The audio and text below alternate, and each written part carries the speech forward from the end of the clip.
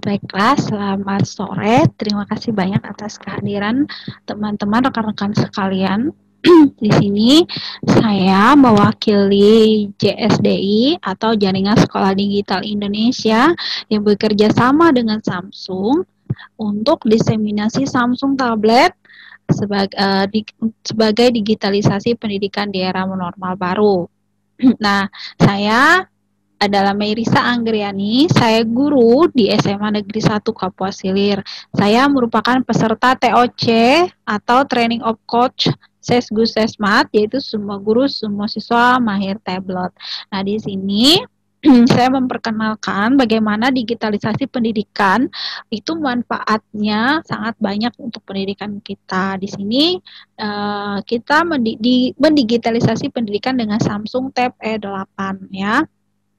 Nah, digitalisasi pendidikan itu bisa membuat pembelajaran abad 21 yang berbasis IT itu menjadi ruang kelas yang berbasis informasi dan komunikasi yang efisien, menarik, dan interaktif. Jadi tidak ada lagi pembelajaran yang membosankan di mana siswa disuruh buka buku, catat tugas, begitu, tulis tugas lewat buku. Jadi selain untuk mengurangi pemakaian kertas, digitalisasi ini dalam pembelajaran bisa memberikan suatu yang pembelajaran yang efisien. Jadi kita tidak perlu lagi minta mereka untuk tulis di kertas, kirim tugasnya gitu.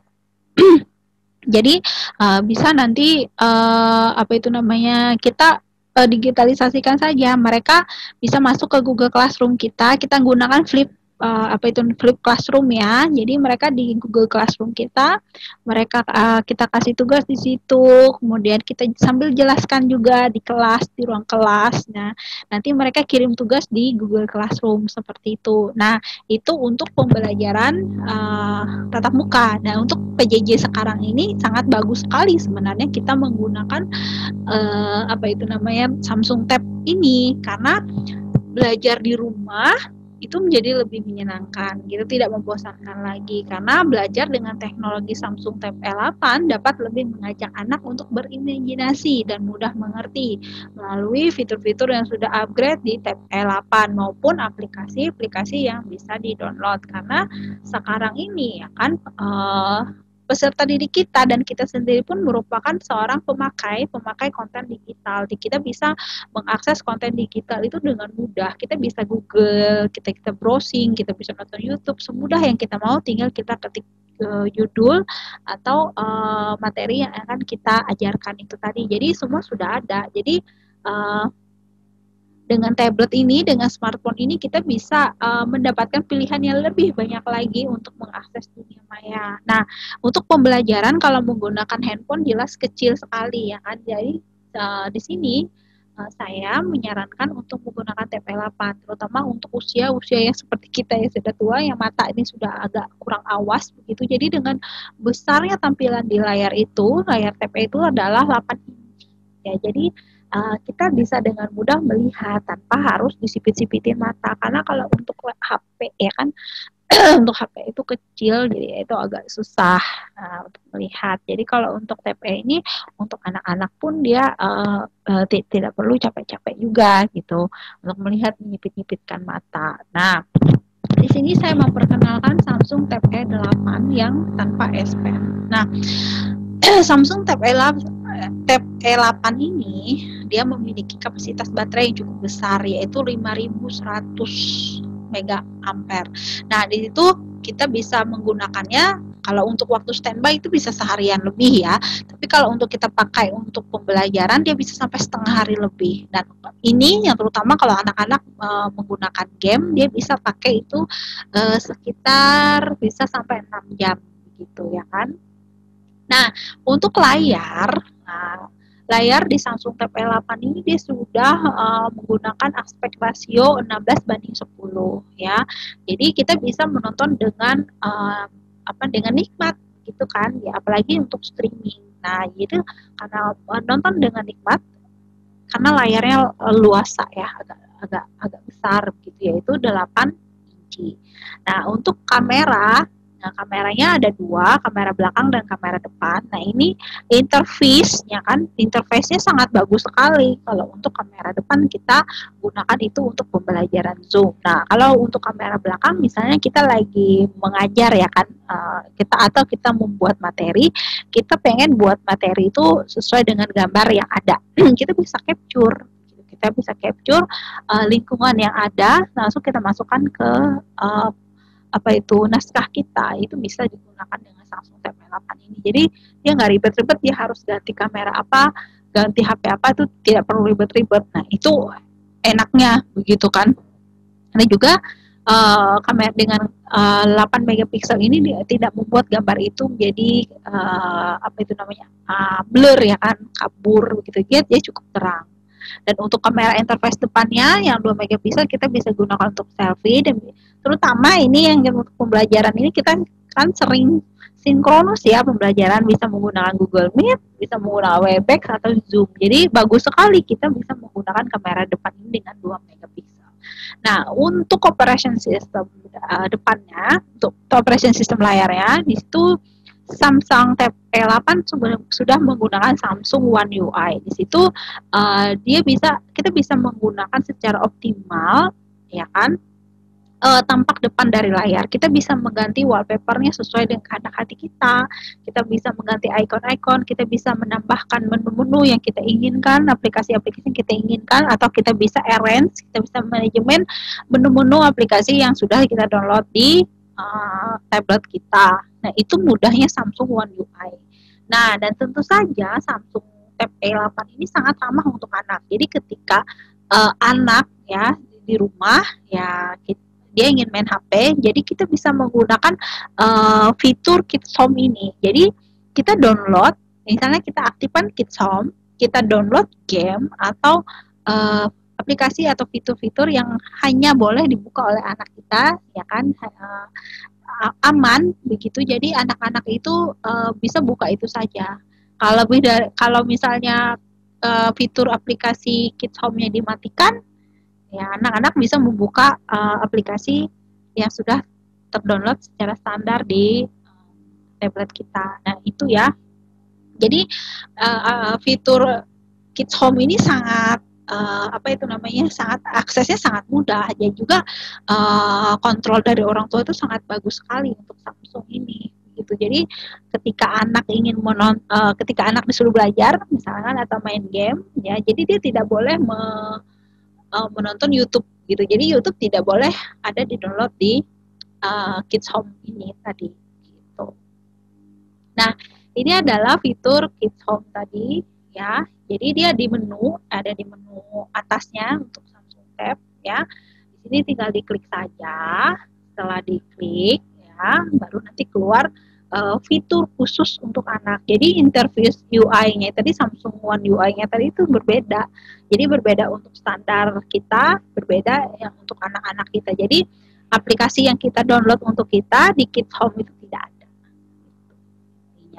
Nah, untuk dimensi Samsung Galaxy Tab A8 inci tahun 2019 ini, dia dimensinya agak tipis ya, hanya 8 mm, dan beratnya itu tidak lebih dari 347 gram. Jadi dia sangat ringan ya, tidak terlalu berat, jadi masih bisa dibawa dan ditenteng kemana-mana. Dan ini bentuk bodinya dalam metal, jadi masih agak aman begitu ya, walaupun cuma tersenggol sedikit kecuali jatuh. Gitu. Nah, prosesornya ini dia menggunakan Qualcomm Snapdragon dengan sistemnya adalah Samsung Knox ya, Samsung Knox dari operasi sistemnya Samsung.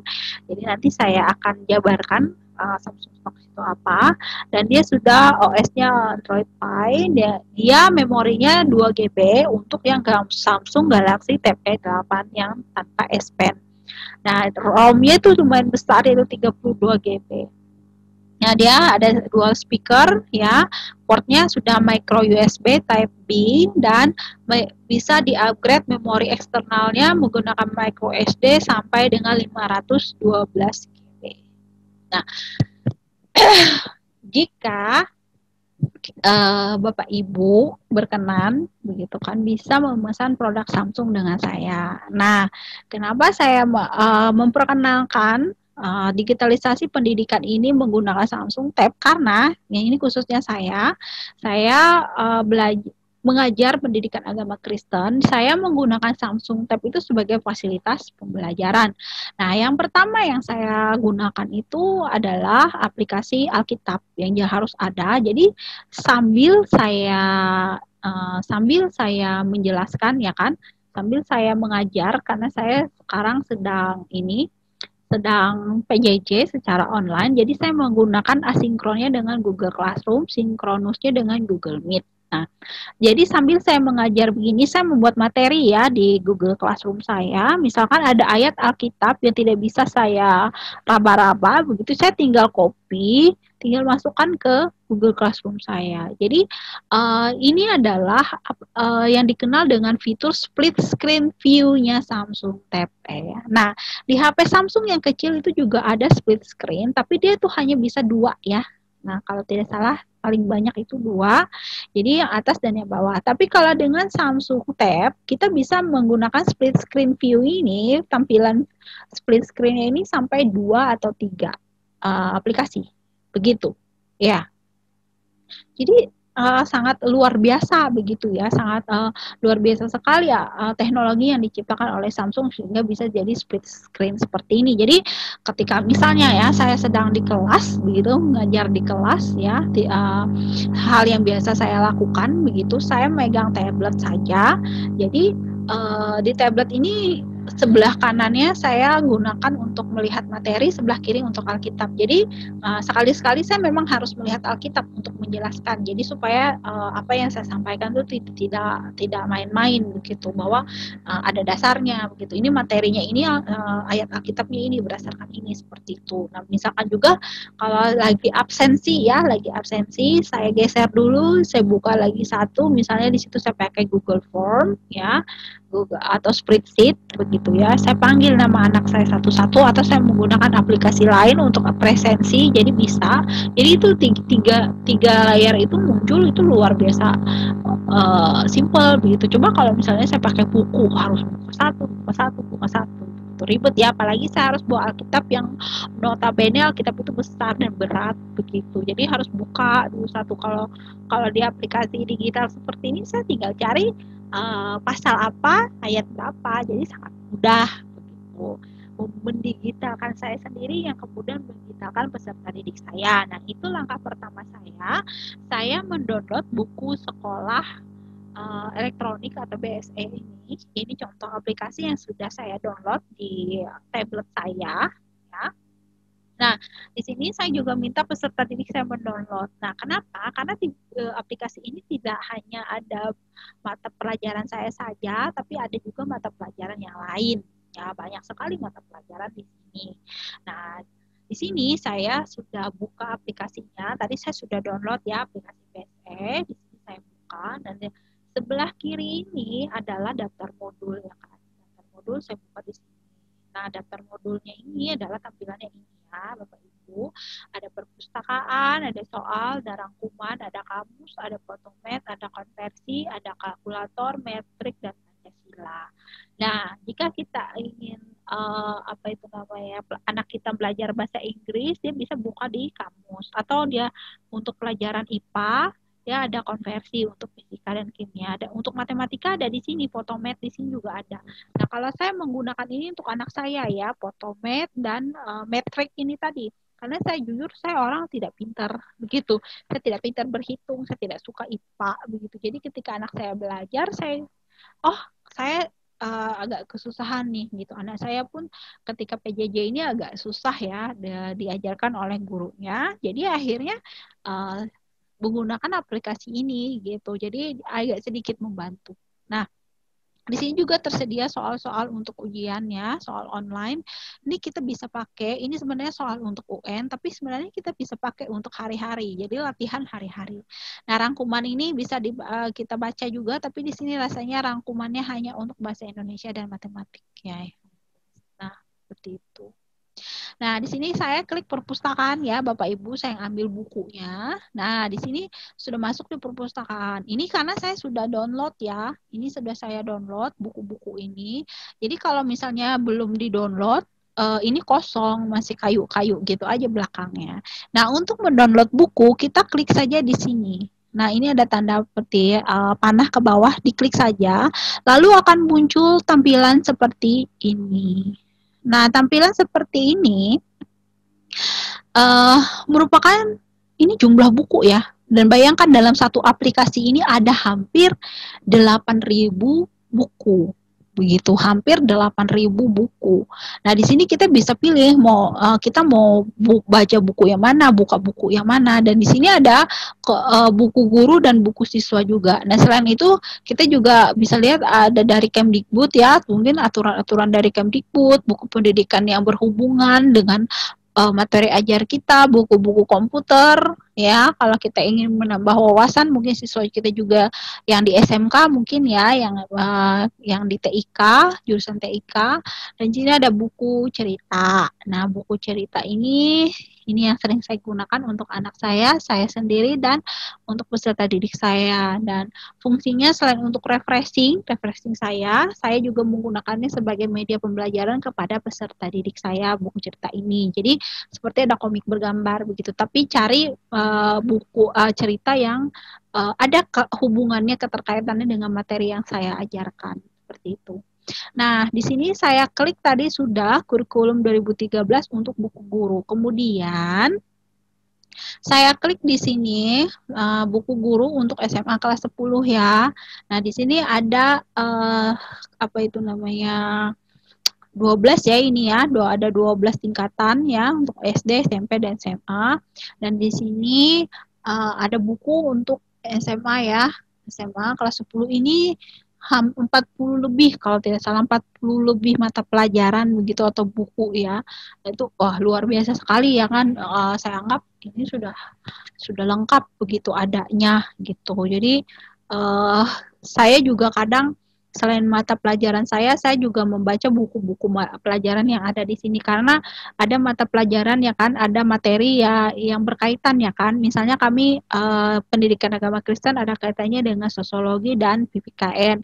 Jadi saya juga kadang membaca buku sosiologi dan PPKN, dan sebelum-sebelumnya saya sering meminjam buku dari teman saya yang mengajar PPKN dan sosiologi saya baca. Jadi ketika ada keterkaitan antara pandangan iman Kristen, pandangan gereja terhadap suatu materi secara umum itu bagaimana. Nah, jadi itu saya jadikan referensi juga, sebagai referensi saya mengajar, sebagai buku penunjang lah begitu sebutannya ya, kalau mau kata lainnya. Jadi saya anggap guru itu wajib harus banyak literasi. Jadi literasi tidak cuma membaca ya, tidak cuma harus membaca buku pelajaran punya dia saja, materi dia saja, tidak. Kita harus open minded begitu, bahwa ada keterkaitan pelajaran kita ini dengan pelajaran yang lainnya. Apa saja itu begitu. Jadi ketika kita mengajarkan ini, jadi ada keterkaitan dengan mata pelajaran yang lain. Jadi tidak saling tolak belakang begitu. Apalagi kita satu sekolah ya. Jadi jangan sampai kita mengajarkan hal-hal yang tidak tidak kompeten lah buat anak didik kita. Maksudnya kita mengajarkan hal-hal yang fanatik, tapi realitanya hal fanatik itu tidak bagus begitu. Nah, ada yang di pendidikan agama ada yang seperti itu. Nah, kemudian di sini saya klik buku cerita. Nah, di buku cerita ini ada banyak sekali ya. Ada beberapa, ada sampai ribuan bukunya. Nah, di sini ada dalam berbagai bahasa. Ada dalam bahasa Inggris, ada bahasa Indonesia, ada bahasa Jawa, dan bahasa Sunda. Nah, saya seringnya membaca yang buku bahasa Inggris, bahasa Indonesia. Nah, ini adalah tingkatan levelnya ya. Kalau saya lihat sih level 1 itu untuk anak-anak TK, anak-anak SD. Nah, itu sangat bagus. Tapi saya juga sering menyampaikan komik-komik bergambar ini, cerita bergambar ini untuk peserta didik saya. Jadi inovasi kita kan untuk tidak membuat pembelajaran itu bosan kan, jangan monoton ya kan, harus ada inovasi dari kita, kreativitas gurunya bagaimana menciptakan pembelajaran yang menarik, efisien, dan menyenangkan itu tadi. Jadi ya saya pilih aja cerita yang ada hubungannya tidak sih dengan materinya. Misalkan materi ketemu menyikat gigi itu nggak asik, itu kan pasti dalam satu cerita itu pasti ada intisarinya gitu ya kan, ada nilai-nilai kebaikan yang bisa diambil. Nah, itu saja yang saya terapkan gitu. Jadi anak-anak itu juga bisa berpikir secara kritis, mereka bisa berimajinasi begitu loh dengan ceritanya gitu. Nah, nanti saya berikan inovasi lain ya kan dari imajinasi anak-anak ini. Jadi sehingga pembelajaran itu tidak hanya monoton, kalau ada tugas tulis jawabannya di kertas atau bikin di kertas, tidak. Kita bisa mengumpulkannya di secara online begitu, kirim lewat WA, kirim lewat Telegram atau lewat Google Form atau lewat Google Classroom ya seperti itu. Jadi pembelajaran itu merdeka lah gitu, karena kita sekarang adalah merdeka belajar, merdeka tapi tetap untuk karakter akhlak yang baik, untuk menuju generasi masa depan yang milenial gitu, milenial yang memiliki nilai-nilai karakter bangsa nasional yang luar biasa gitu. Nah, di fitur Pancasila ini kenapa wajib gitu? Karena anak zaman sekarang itu mereka lebih hafal nama idola mereka atau lagu-lagu idola mereka gitu kan, tapi mereka tidak hafal Pancasila. Banyak itu terjadi, banyak sekali terjadi, bahkan artis-artis pun ada yang seperti itu. Jadi harus gitu loh, sebelum pembelajaran kita harus salam literasi, kita harus salam PPK, tepuk PPK, harus juga menghafal Pancasila. Jadi mereka hari ke hari itu mereka seperti di-push, jadi akhirnya mereka menghafal dan itu akhirnya menjadi bagian di dalam diri mereka. Jadi Pancasila adalah dasar negara kita dan dasar bangsa Indonesia, seperti itu. Nah, kemudian di fitur trik matematika tadi, matrix tadi ya kan, di situ ada jalan-jalan bagaimana penjumlahan, pengurangan, perkalian, pembagian. Nah, ini kan memang tidak ada hubungannya dengan saya guru pak ya, tapi untuk mereka anak-anak didik saya atau anak saya sendiri ya kan, ini bagus sekali karena banyak sekali peserta didik saya itu yang sampai sekarang ya selama PJJ ini sudah ngomel, karena 7 bulan ya 8 bulan kita PJJ mereka ngomel, Bu, bukan ngomel ya, agak sedih begitu ya dengarnya, mereka ngadu begini, Ibu aduh saya matematik kadang saya tidak mengumpul Bu, susah sekali Bu jawabannya, karena memang buku yang diberikan kepada siswa itu cuma satu gitu ya, cuma satu, dan itu kadang jalannya itu kan berbeda ya kan, jalan untuk matematika bukan seperti ilmu filsafat seperti kita pendidikan agama Kristen ya, atau pembelajaran sosial lainnya, mereka ilmu pasti gitu. Jadi kalau salah jalannya hasilnya salah gitu. Jadi kadang kasihan juga gitu, karena saya tidak bisa membantu, yang bisa membantu siapa lagi kalau bukan aplikasi. Kadang saya suruh tonton di YouTube atau cari di Google kalau tidak ada aplikasi. Nah, ada aplikasi BSE ini atau yang bisa juga dipakai untuk aplikasi rumah belajar. Banyak sekali aplikasi-aplikasi pembelajaran yang ada sebenarnya di Play Store. Tergantung kita lagi, niat kita dan bagaimana cara kita mengajak peserta didik kita. Ya, hal yang utama itu adalah kita mendigitalisasikan diri kita dulu terlebih dahulu sebagai guru, baru kemudian kita mendigitalisasikan peserta didik kita. Nah, ini tadi saya sudah klik salah satunya ya, untuk yang kimia fisika tadi. Nah, ini adalah satuan-satuan yang ada di fisika dan kimia. Nah, ini adalah yang sebelah kanan ini adalah paket sosial. Nah, ini adalah paket sosial ya. Paket soal, paket soal. Yang ini ada berbagai macam. Ini tuh kelas 10 saja ya. Itu semua mata pelajaran ada 40 lebih kalau tidak salah. Jadi kalau misalnya Bapak Ibu ingin memberikan latihan, saya rasa ini bisa bisa dipakai gitu. Dan itu praktis karena untuk memotivasi siswa juga supaya mereka bisa belajar dengan giat, supaya mereka memahami soal-soal HOTS itu bagaimana gitu.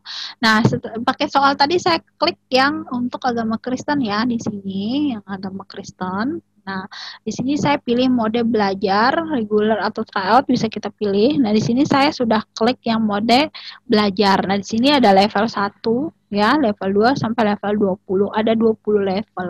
Jadi, kalau kita selesai ini baru kita lanjutkan mode yang berikutnya seperti itu. Nah, ini adalah aplikasi-aplikasi yang saya sudah download dan saya sering pakai di tablet saya.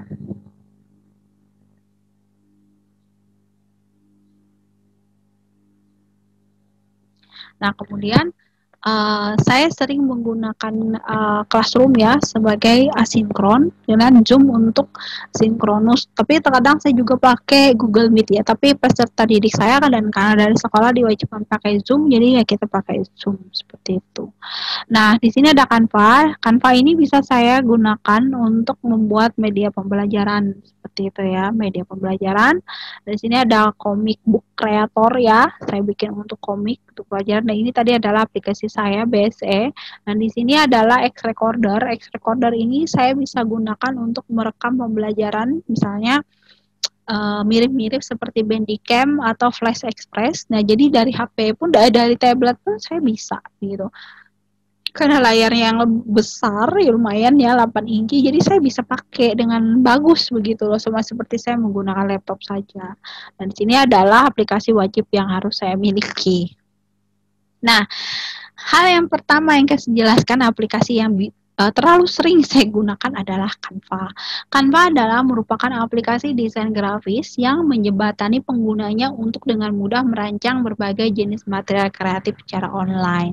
Nah, ini enaknya pakai Canva ya. Dia bisa membuat poster, kartu ucapan, brosur, infografik, presentasi, dan lain-lain. Dan saya gunakan juga untuk foto collage, foto kolase, atau membuat media pembelajaran. Itu karena di Canva ini dia format tipenya itu tidak hanya dengan image saja, tapi bisa dengan PDF. Nah, itu enaknya. Bisa juga dengan video. Nah, itu luar biasa enaknya Canva ya, bagusnya Canva. Nah, Canva ini tersedia dalam berbagai versi. Bisa kita gunakan di web untuk di laptop atau di PC kita. Bisa kita download aplikasinya di iPhone dan juga di Android. Nah, seperti itu. Kalau saya pakai yang versi Android untuk tablet saya tadi ya, saya sudah download.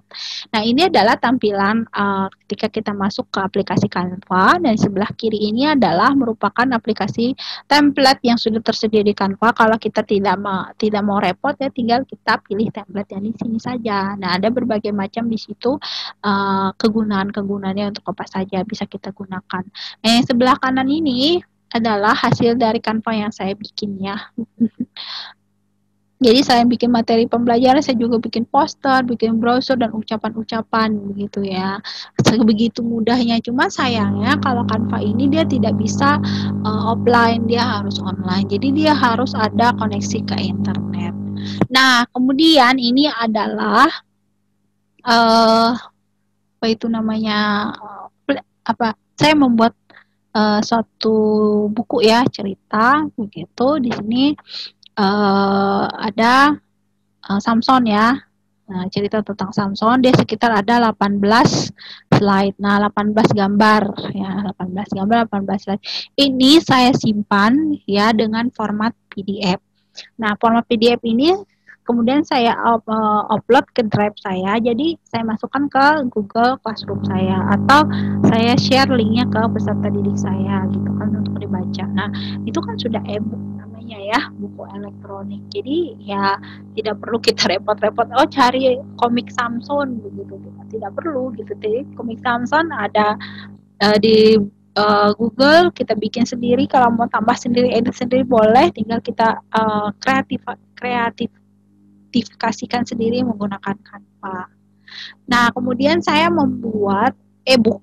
Nah, ini sebelah kirinya adalah e-book. Ini adalah buku-buku yang yang saya buat dengan Canva. Saya menjelaskan di sini Samson itu siapa, apa, bagaimana, dan apa saja pesan dan yang terdapat dari Canva, yang dari cerita Samson ini gitu.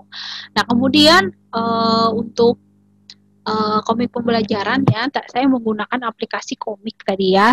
Tapi di sini saya edit lagi Canva supaya saya memasukkan judulnya di atas ini seperti ini. Jadi ya supaya anak-anak tahu lah materi kita apa, ini tentang apa, siapa penulisnya begitu. Nah, ini adalah aplikasi Comic Book Creator yang saya sampaikan tadi. aplikasi Comic Book Creator ini adalah suatu penciptaan buku komik gratis dengan berbagai efek dan animasi serta elemen teks. Jadi kita bisa membuat satu foto, ya kan, kita jadikan komik itu bisa sekali, ya. Dan kita juga bisa menambahkan bingkai foto, elemen-elemen bukunya seperti balon bicara, teks, stiker dan lain-lain. Jadi kita pun bisa memilih apakah ingin membuat komik itu tunggal satu saja atau beberapa kolase, dan atau bebas saja maunya ukurannya bagaimana. Mungkin kalau kita anak zaman tahun 90-an sering baca komik ya. Nah, seperti itu. Ya mirip-mirip lah seperti itu, tapi ini secara digital. Karena saya kembalikan lagi bahwa anak zaman sekarang itu doyannya secara serba digital gitu. Nah, tadi saya sudah klik satu layout ya. Nah, nanti dipilih lagi. Di sini saya pilih yang layout college ya. Mau pilih yang mana saja terserah. Mau yang 4 isinya 5 atau berapa ukuran terserah ya. Tapi sini saya pilih satu saja. Kemudian saya klik yang di tengah ini untuk memasukkan gambar. Nah, ini sudah saya masukkan gambarnya di sini ya. Gambarnya sudah saya masukkan di sini. Nah, kemudian di sini saya pilih efeknya. Nah, efeknya ini ada banyak sekali ya. Jadi di sini saya paling suka yang Comic 2. Jadinya seperti ini. Kenapa saya suka ini? Karena iya, sangat suka ada gambar kartunya tapi ada gradasi warna begitu. Nah, ketika sudah saya pilih di sini kemudian adalah apa itu namanya? Frame-nya. Frame-nya ini ada beberapa juga. Nah, saya pilih yang gratisan saja di sini, saya bisa pilih. Kemudian saya tambahkan apa itu namanya fitur lain, yaitu di sini saya mau nambahkan balonnya, elemen-elemen tadi saya menambahkan balon teks. Nah, balon teks ini kita sesuaikan dengan apa itu namanya percakapan kita. Kita mau nada bicara kita bagaimana, mau berteriak atau mau kita bicara dalam hati saja boleh. Bicara dalam hati itu bentuknya seperti ini ya, yang ini. Jadi bicara dengan pikiran sendiri. Kalau percakapan langsung itu dia seperti ini. Tapi dia kembali lagi ya ke nada bicara kita. Kalau misalnya mau teriak atau mau marah dia pakai yang seperti ini gitu. Kalau dia lagi ceria begitu kan dia bisa pakai yang ini atau yang ini begitu. Jadi lucu ya. Jadi kita membuat komik sendiri itu lucu gitu. Nah, kemudian di sini saya klik salah satu tadi balonnya, saya pilih ini karena saya pakai nada biasa. Saya klik ini, kemudian saya tambahkan di sini teksnya. Setelah saya tambahkan teks, saya klik di sini tanda betul atau tanda yang warna hijau ini. Nah, di sini kita bisa menambah apa itu namanya mengedit ya. Mau ganti fontnya, formatnya mau yang tengah atau yang kiri, rata kiri kanan bisa, atau mau ganti warna atau outline tulisannya ini mau kita ganti warnanya bisa. Dan itu sesuai dengan kita ya mau berkreasinya bagaimana, tapi ini sesuaikan juga komik kita itu supaya enak dilihat, enak dibaca, dan pembaca tuh paham apa maksud yang kita sampaikan di komik kita. Nah, di sini ketika sudah kita save format ya. Nah, dipilih save format ini mau yang formatnya JPEG atau PNG tadi ya. PNG itu adalah bentuk resolusi dengan pixel tertinggi untuk sebuah gambar. Jadi kalau kita upload di Facebook dia nggak pecah, nggak blur begitu. Kalau JPEG kan dia masih ada rongga-rongganya gitu karena pixelnya kurang rapet lah gitu. Tapi saya sarankan JPEG aja cukup karena supaya untuk menghemat penyimpanan ruang kita. Nah, di sini ketika sudah save format, kita klik save. Nah, ini hasilnya ketika setelah diklik save. Kemudian oke, lalu kita buka di galeri kita, komik kita. Baik, selamat mencoba. Nah, itu tadi saya sudah memperkenalkan apa itu namanya spesifikasi dari Samsung Tab E 2019 yang saya pakai. Nah, di sini Samsung memperkenalkan 4 produk yang banyak digunakan di sekolah-sekolah. Nah, keempat produk ini itu sudah memiliki apa itu namanya Samsung Knox sebagai operation systemnya, gitu ya. Jadi Samsung Knox ini jika kita makainya di sekolah, gitu kan, siswa kita juga memakai tablet. Jadi ada satu servernya di tablet kita yang bisa mengendalikan tablet anak-anak kita, gitu. Jadi sama seperti server kalau kita di lab ya, di lab komputer, jadi kita bisa pakai itu. Nah, kalau banyak yang nanya, soal harga. Nah, ini adalah harga Samsung Tab A8 yang tanpa stylus dan dengan stylus atau S Pen ya. S Pen. Di sini ada tab S6 Lite juga. Nah, ini yang paling banyak dipakai oleh pelajar-pelajar untuk belajar gitu. Nah, untuk pemesanan produk Samsung bisa langsung hubungi saya. Di sini adalah nomor WA saya. Bisa kalau Bapak Ibu tertarik atau berminat untuk membeli produk Samsung tablet tadi untuk digitalisasikan pembelajaran di sekolahnya, bisa hubungi saya. Nanti saya bisa fasilitasikan ke Samsung vendornya. Nah, Bapak Ibu kalau ingin membeli dalam jumlah banyak mungkin bisa diberikan ada potongan harga seperti itu. Nah, demikian materi dari saya. Terima kasih banyak. Saya kembalikan ke moderator. Terima kasih.